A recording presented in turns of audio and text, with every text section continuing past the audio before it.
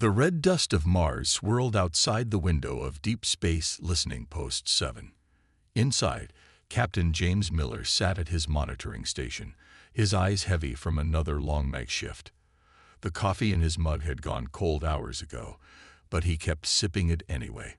6 years of monitoring deep space signals had taught him that nothing exciting ever happened during the graveyard shift. Until tonight. The signal came in at 300 hours Mars time. At first it was just a faint blip on his instruments, barely distinguishable from the usual background noise of the universe. But there was something different about this one. The pattern wasn't random. It pulsed with a steady rhythm that caught Miller's attention. "Computer, analyze signal pattern," he ordered, sitting up straighter in his chair. The ancient computer terminal hummed to life. While other stations had upgraded to the latest quantum processors, Post 7 still used traditional systems. They were slower but more reliable in the harsh Martian environment. The computer's analysis appeared on the screen. Signal Pati-Ioran Co-Environment, artificial origin, unknown configuration. Miller's heart began to race.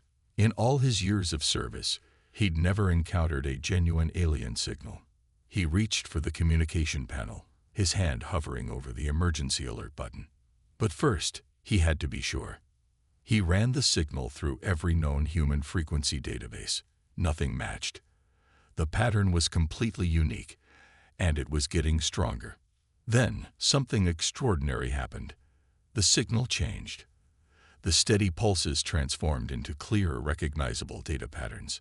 Someone or something out there was deliberately adjusting their transmission to match Earth's basic communication protocols. Miller hit the alert button. Within minutes, the quiet listening post erupted into activity. Senior officers rushed in, followed by communication specialists and xenolinguists. They crowded around Miller's station, watching as the alien message began to decode itself on the screen.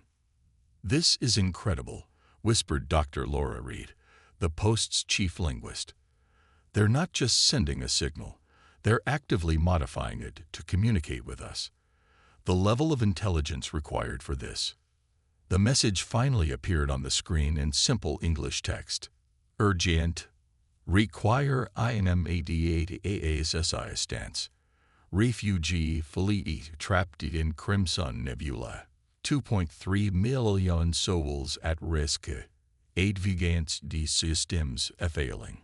Seeking help from less technologically dependent species. Humans may be our only hope." The room fell silent. Dr. Reed was the first to speak. "They're asking for our help because we're less advanced. That's unexpected." Colonel Richard Banks, the post commander, leaned forward to study the coordinates attached to the message. "The Crimson Nebula. That's nearly 6 months' travel at our best speed. And they're calling us primitive while asking for our help." "Sir," Miller interrupted, pointing to his screen. "There's more coming through." The message continued. "We are MERDIANS, our QUANTUM systems, and AAI NENITUR case, KNNOTFUNCTYON, in nebula's unusual properties, attempted rescue by 3 advanced civilizations, failed. Your species' continued use of mechanical and analog systems may be omniliousolution. Please respond." Colonel Banks straightened up and looked around the room. "Get me a direct line to Earth Command. Wake up every official you have to. This just became humanity's first official first contact situation." He paused, then added with a slight smile. "And apparently, we're the primitive heroes they need." As the post burst into frantic activity, Miller sat back in his chair, still staring at the message. After years of searching the stars for signs of intelligent life, they had finally made contact. But instead of humanity being the ones in need of help, these advanced aliens were turning to Earth as their last hope. The irony wasn't lost on him. All those years of other nations and corporations making fun of Post-7's outdated equipment, and now that same primitive technology might be the key to saving an alien civilization. Outside, the Martian dawn was breaking, painting the sky in shades of pink and orange. Miller knew that by the time the sun set again, the entire human race would know about this message, and for the first time in history, humanity would have to decide whether to answer a call for help from the stars. Their response would change the course of human history forever. The United Earth Council chamber in Geneva was packed with representatives from every nation. The massive wooden table, intentionally old-fashioned in a world of holographic displays, held notebooks, tablets, and worried faces.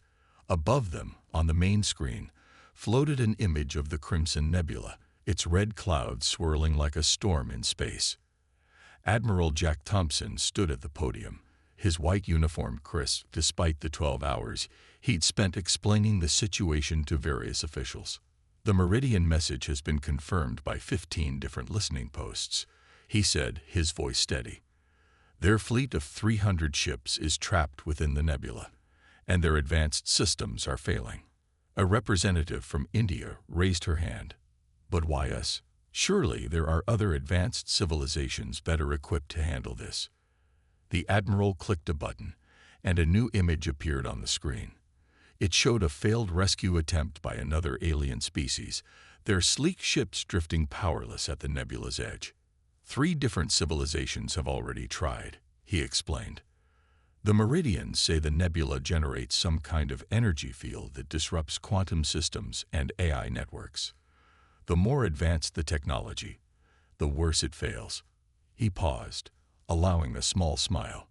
And that's exactly why they need us. The Chinese representative leaned forward. Because we still use simpler technology. Exactly. The Admiral nodded. Our ships still carry mechanical backup systems. We still train our pilots to navigate by the stars. We maintain analog equipment that other species consider obsolete. The Meridians believe these primitive methods might be our greatest strength. The room buzzed with whispered conversations. The Brazilian representative stood up. What are the risks? Admiral Thompson's face grew serious. Hi. The nebula is dangerous. We'd be sending our people into conditions we barely understand. But the Meridians have shared their data about the nebula's properties. Our scientists think we have a real chance of succeeding where others failed. And if we do succeed. This came from the Russian representative, his eyes sharp with interest. Then humanity proves itself on the galactic stage, Thompson replied. The Meridians are one of the most advanced species in known space.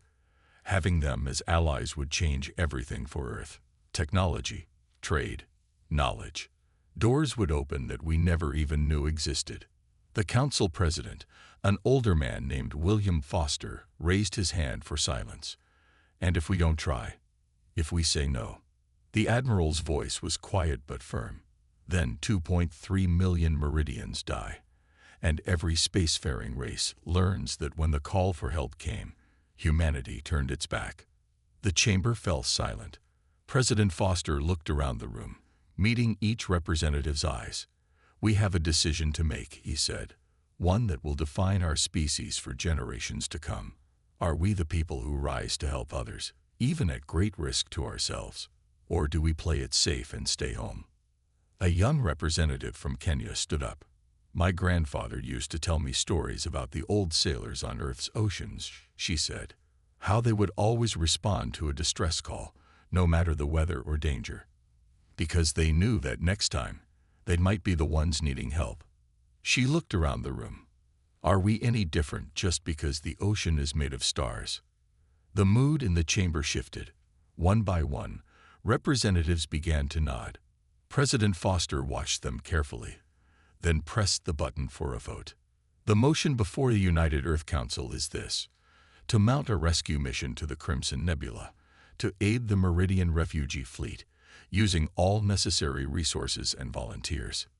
He paused. Those in favor. Hands rose across the chamber. Not just a majority, every single one. Foster nodded solemnly. The motion passes. Admiral Thompson, you have your authorization. Humanity is going to the stars, not as explorers or scientists, but as rescuers. He smiled slightly. Let's show the galaxy what our primitive methods can do. As the chamber erupted in activity, Admiral Thompson gathered his materials. Earth's first major interaction with an alien species would not be as supplicants begging for technology, but as equals offering help. Sometimes, he thought, being less advanced had its advantages. The cargo ship Phoenix didn't look impressive sitting in Earth's orbital dock. Its hull was scratched and weathered, showing years of honest work hauling supplies between Earth and Mars. But today, this old workhorse was about to become humanity's best hope for a successful rescue mission. Captain Robert Hayes walked through the ship's corridors, inspecting the modifications. Where other ships might have sleek quantum computers and AI systems, the Phoenix proudly displayed analog gauges and mechanical controls. Engineers had spent weeks installing additional manual backup systems and reinforcing the hull against the nebula's radiation. "Captain," called out Tom Wilson, the chief engineer. He was standing next to a tall, silver-skinned figure, the Meridian ambassador, Dell. You should see the ambassador's face when I showed him our mechanical navigation computer. Dell's large purple eyes blinked rapidly, a sign of confusion in Meridian body language. "I still struggle to understand," the ambassador said, his translator converting his musical language into English. "This device uses physical gears and wheels to calculate trajectories." "That's right." Hayes smiled, patting the large brass and steel machine. "No quantum processing, no AI assistance, just pure mechanical computing. Simple, reliable, and impossible for the nebula to interfere with."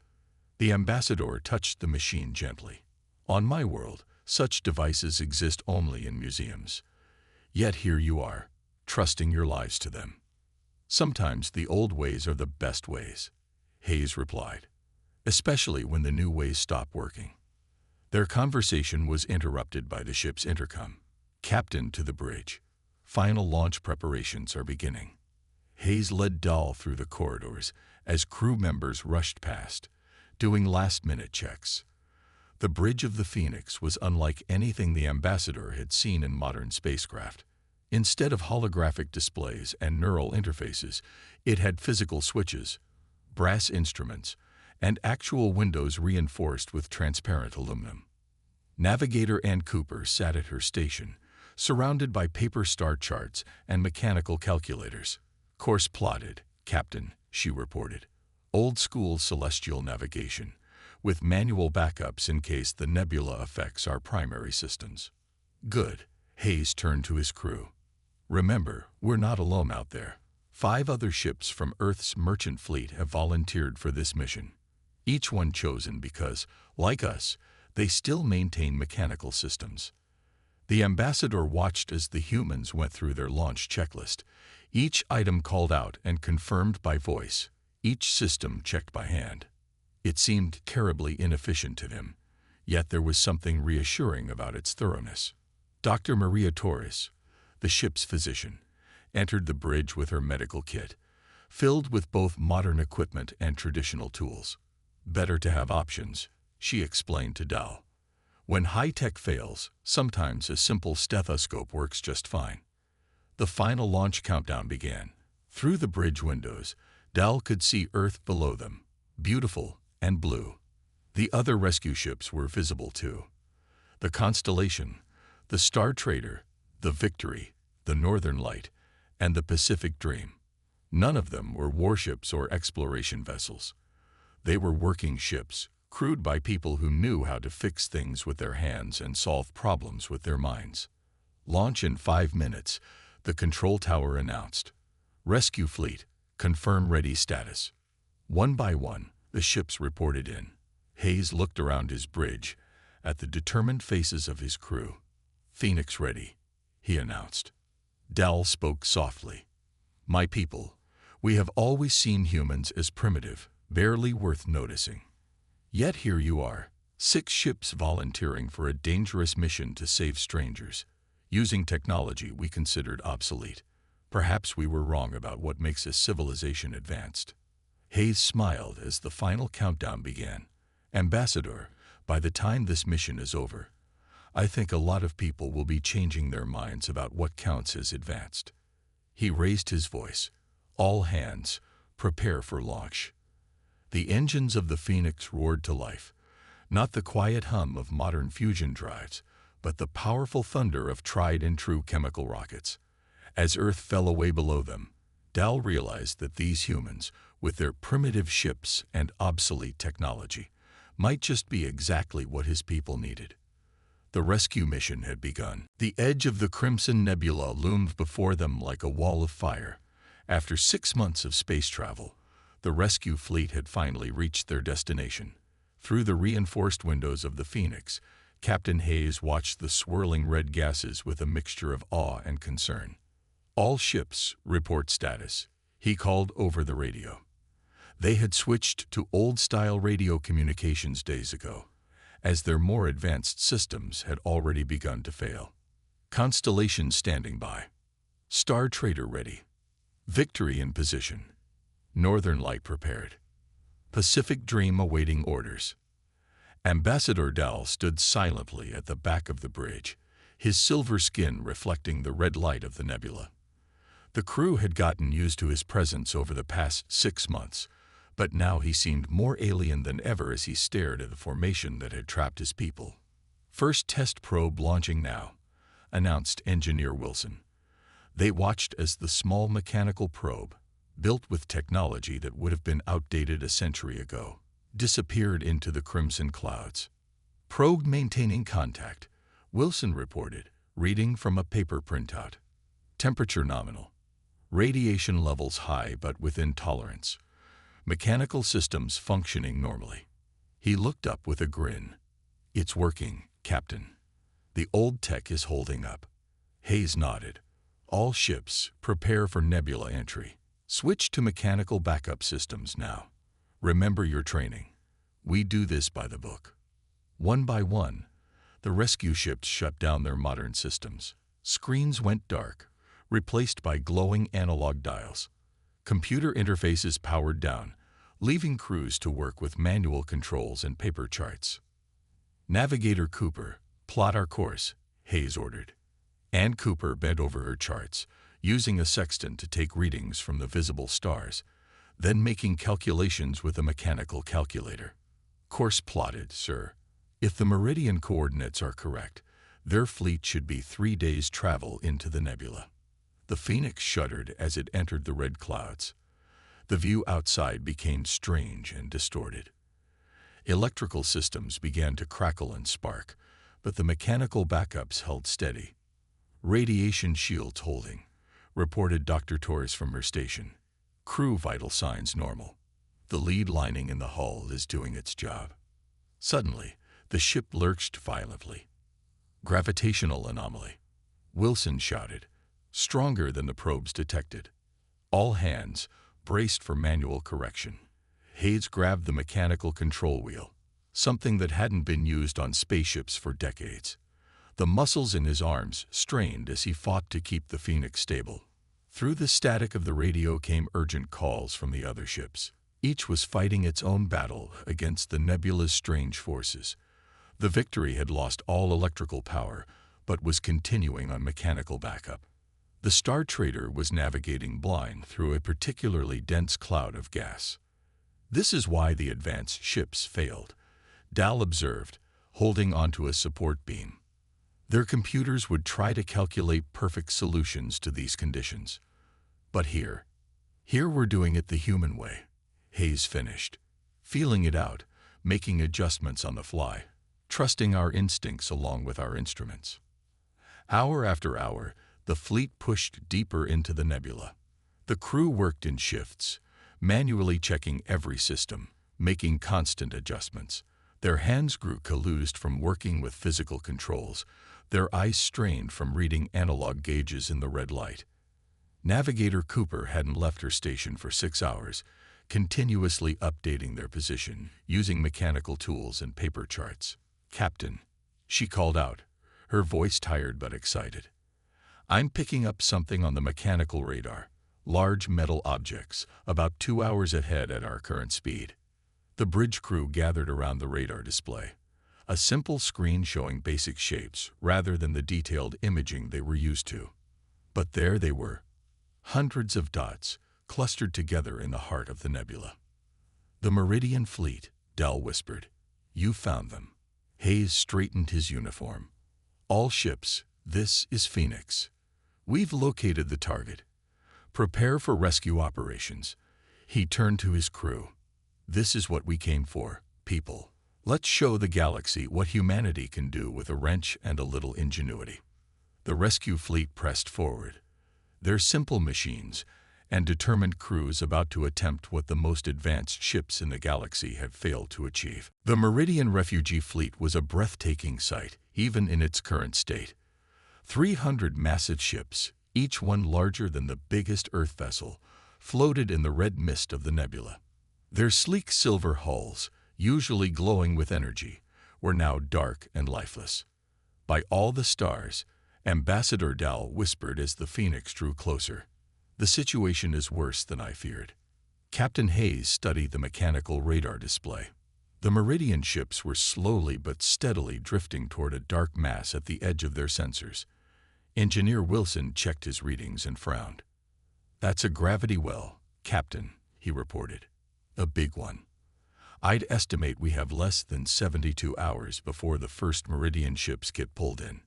Hayes grabbed the radio handset. "This is Earth Rescue Fleet to Meridian vessels.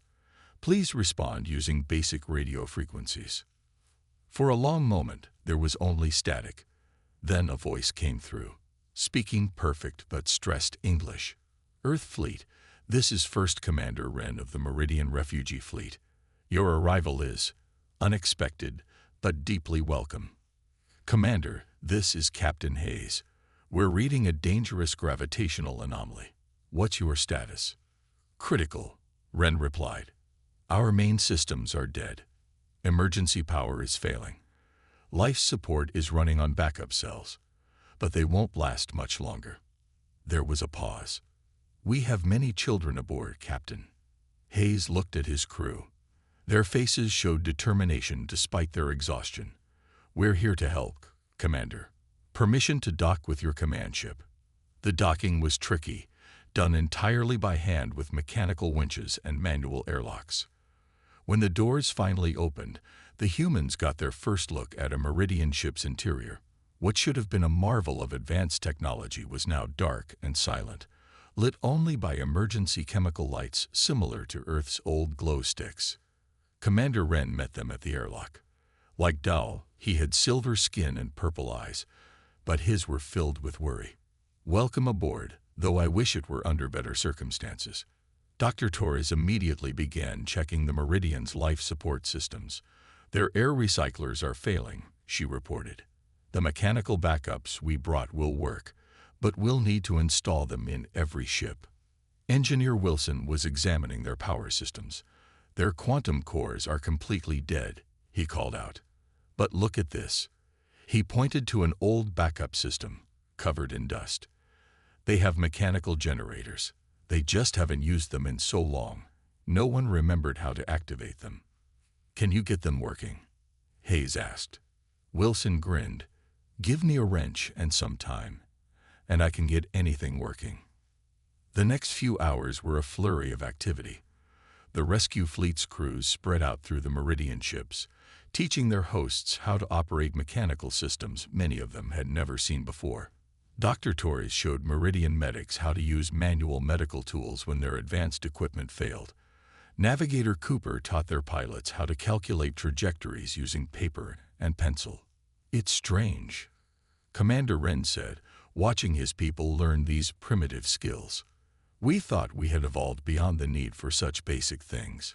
We never imagined they would save our lives." Hayes watched as human and Meridian engineers worked together to install mechanical air pumps. "Sometimes the basics are the most important things to remember," he replied. "The more advanced you get, the more vital it is to keep your foundation strong." Ambassador Dal approached them, holding a mechanical chronometer. "Captain, we have another problem." The gravity well is strengthening. We now have less than 48 hours before it begins pulling ships in. Hayes nodded grimly. Then we have 48 hours to teach your people everything they need to know about operating these systems. He turned to his crew. No sleep breaks unless absolutely necessary. Every minute counts. As the humans dispersed to continue their work, Commander Wren watched them with newfound respect. These beings, whom his people had considered barely civilized, were working tirelessly to save 300 ships and millions of lives, using technology his own people had forgotten existed. Perhaps, he thought, it was time for the Meridians to redefine what they considered advanced. Time was running out. The gravity well's pull grew stronger with each passing hour, and the massive Meridian ships were moving closer to its deadly embrace. Inside the command ship, Captain Hayes stood before a hastily assembled group of human and Meridian officers. "Here's the situation," he said, pointing to a hand-drawn map spread across a table. "We have 32 hours before the first ships begin their irreversible descent into the gravity well. The good news is that we've restored basic mechanical systems to 60% of the fleet." Engineer Wilson stepped forward, his hands black with grease from working nonstop for 20 hours. "The mechanical generators are working better than expected. The Meridians built them to last, even if they forgot about them. We've got emergency power to most critical systems. But it's not enough," Commander Wren added. "Even with restored power, the gravitational forces are too strong. We cannot break free using conventional thrust." Hayes nodded grimly. "That's why we're not going to use conventional methods."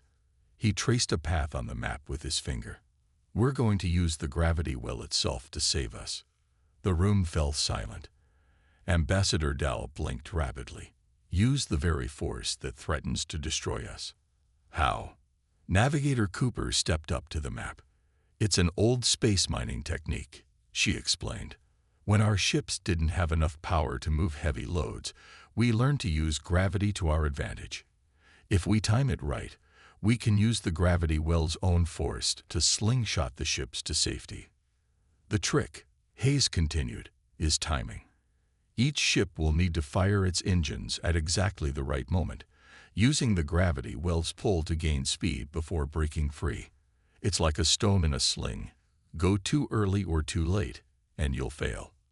"But our navigation computers are dead," a Meridian officer protested. "How can we calculate such precise maneuvers?"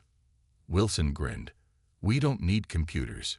We've got something better." He patted the mechanical calculator at his belt. "Good old-fashioned math and human intuition. We've been practicing these maneuvers for the past 12 hours.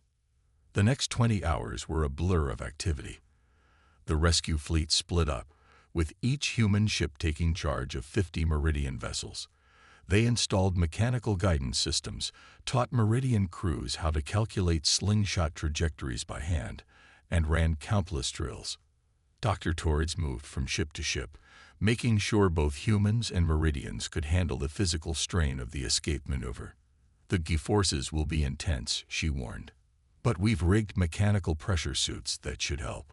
With 6 hours remaining, Hayes stood on the Phoenix's bridge, watching the first group of ships move into position.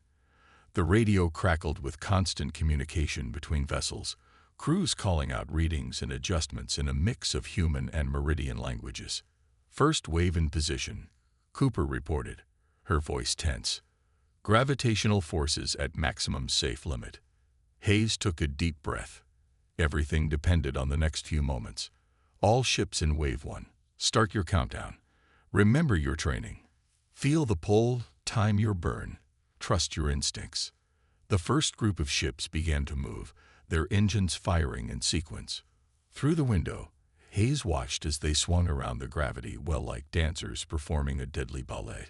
The ships shuddered under the strain, but their mechanical systems held firm. Wave 1 successful, Wilson shouted as the first 50 ships broke free, shooting out of the nebula's grasp. A cheer went up across all frequencies. "No time to celebrate," Hayes called out. "Wave 2, move into position. Wave 3, begin your approach." Hour after hour, Group after group, the Meridian ships performed their desperate dance with gravity. Some had close calls, their hulls groaning under the forces, but the mechanical backup systems held. The human crews worked without rest, guiding their alien colleagues through each maneuver. Finally, only the command ship remained. Commander Wren turned to Hayes. "Captain, we would be honored if you would guide us home." Hayes took the manual controls, feeling the gravity wells pull through the stick. "Let's show them how humans fly," he said with a smile. "All hands, prepare for final escape maneuver."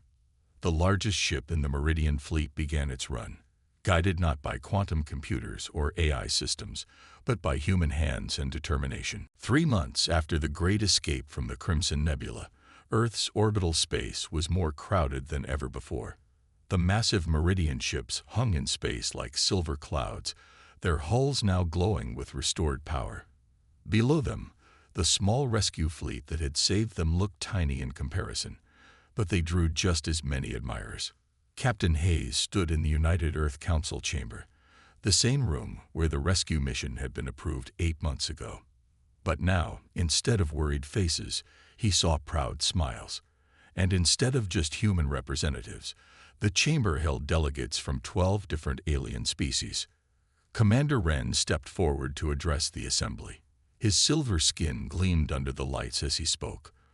"For too long, we viewed technological advancement as a straight line. Newer was always better. More complex was always an improvement." He gestured to the human delegation. "We were wrong." Ambassador Dowell stood next to him. "The Crimson Rescue, as it's now known, taught us all a valuable lesson.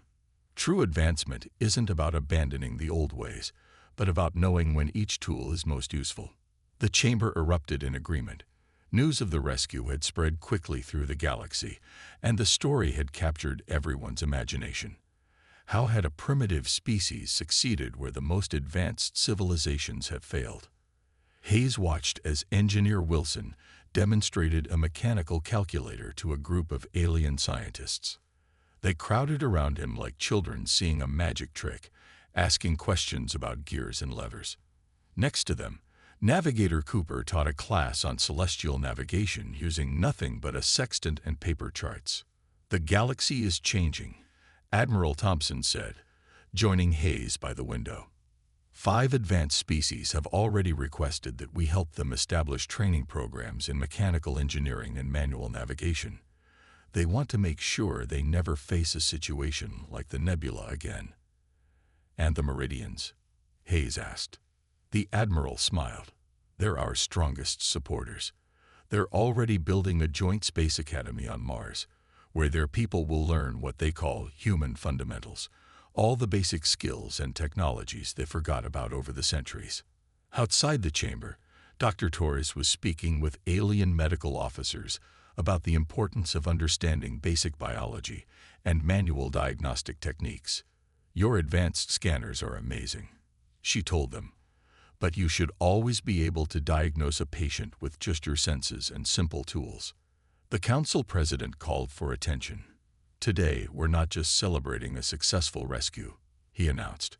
"We're celebrating a new understanding between all our peoples. The Meridians have offered Earth full access to their technology database, but they've asked for something in return." Commander Wren stepped forward again. "We ask that humans become the guardians of fundamental knowledge in the galaxy. While others race toward ever more advanced technology, you will help us remember the importance of maintaining our foundations."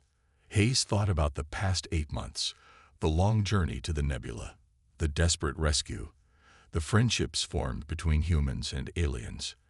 They had started as primitives, looked down upon by advanced races. Now they were being honored not in spite of their simple technology, but because of it. "A toast," the council president called out, raising a glass. "To the future, one where we recognize that progress isn't just about moving forward, but about remembering where we came from." As the celebration continued, Hayes slipped away to the observation deck. The Phoenix floated below, its weathered hull now bearing the new emblem of the Galactic Rescue Service, a joint human-alien organization that would combine the best of both worlds' technologies. Ambassador Dell found him there. You know, Captain, when we first sent that distress call to Earth, we were desperate. We thought we were reaching out to a primitive species as our last resort. He paused, looking out at the stars. Instead, we found teachers. Hayes smiled. We all have something to learn from each other. The trick is remembering that newer isn't always better. It's about using the right tool for the job. Dell nodded. The galaxy will never be the same after this, and I think that's a very good thing. Together, human and alien watched the Earth turn below them, both knowing that this was just the beginning of a new era in galactic history, one where humanity's primitive wisdom would help guide the most advanced civilizations toward a better future.